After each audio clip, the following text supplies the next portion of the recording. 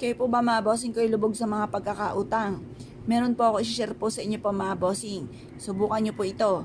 Basta parang kapag ikay kinabog at parang teka muna, magawa muna ito.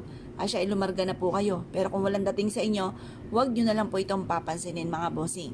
Ngayon po mga bossing, masasabi ko lamang at paulit-ulit natin sinasabi mga bossing ko sa video kung gaano karami ang pangarap ay ganun din po ang dami ng pagkayod. Kung nais nyo na magkaroon ng mansyon na bahay, mansyon din ang pagkayod. Baka naman po mga bossing, mansyon ang gusto pero ang pagkayod ay gakubo lamang. Or kaya po ay talagang konting kembot lamang ay pagod na. At tapos ay paladaing pa, naku, wag ka nang umasa. Pagkatapos, kay marami mga pangarap, masipag ka, madiskarte, hindi nakakalimot magdasal at talaga namang ginagawa na lahat para maging matagumpay, sabayan nyo pa ng mga pampaswerte. Ano tuloy-tuloy ang pasok ng swerte para mas maging masagana ang pamumuhay. Ito pa mga bossing ko ay bigas. Ang bigas ay sa pulay ginagamit kahit na mga kanununuan pa po natin pagdating sa usapin ng mga pampaswerte. Tuwing bagong taon, ang bigas ay hindi nawawala sa inyong hapagkainan. Kapag ikaw po ay bagong pasok sa loob ng inyong tahanan, kapag may bago kang bahay, may bago kang negosyo, ang bigas ay hindi rin nawawala.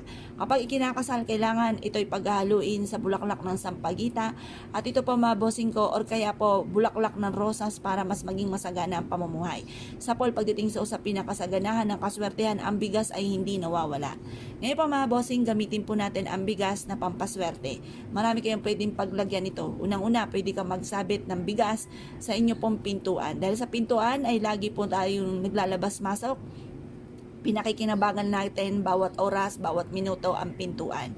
Ganun din pa mga bossing ko, mainam na maglagay ka ng bigas sa inyong lagayan ng kaperahan, sa lagayan ng kaha, kung kayo may negosyo or taguan ng inyong pong pera, ang bigas ay magdudulot ng kasaganahan para magkaroon ka ng maraming ipon.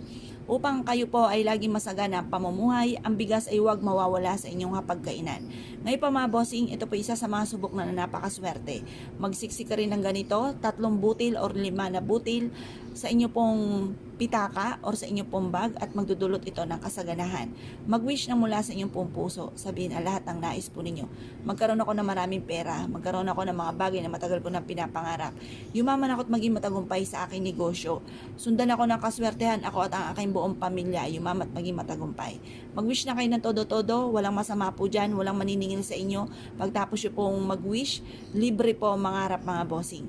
Ngayon pa mga bossing, kung ikaw isa sa mga naniwala at nais nyo po itong gawin, mas mainam na gawin nyo po ito sa umaga, ng mga bandang alas 7 sa liwanag ng sinag ng araw sa umaga. Ngayon pa mga bossing, mag-wish ka na walang gamit na sana, direct to the point, at maging positibo sa buhay. Lagi nyo sasabihin ang lahat ng nais ninyo. Huwag nyo na lang itong iparinig sa iba, huwag nyo na ikwento sa iba, upang sa ganoon mabilis yung ma-achieve ang mga pinapangarap, kasi wasa may nakakaalam, nauudlot mga bossing. Kaya mas mainam pa na walang nakakaalam ng mga pangarap ninyo at hayaan nyong ma-amaze na lang sila sa mga blessing na dumating sa inyo at magtanong na lang sila kung anong sikreto po ninyo. Or kaya i-share nyo po ang ating pong video upang sa ganon, kung sino man makakapakinig nito ay malalaman po na bawal ipagsabi.